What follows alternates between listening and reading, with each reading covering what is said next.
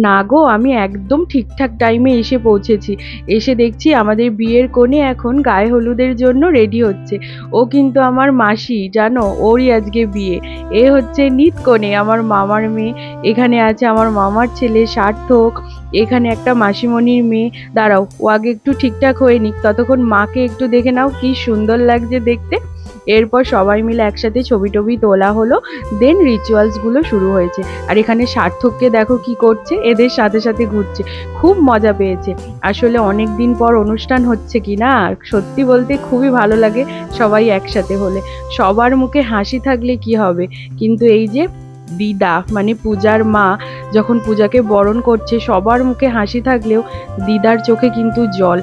প্রত্যেকটা মায়ের কাছে আর মেয়ের কাছে এই দিনটা সত্যিই খুবই কষ্টের। আমার মা তো এখন থেকেই আমার কথা ভেবে কাঁদতে শুরু করে দেয়।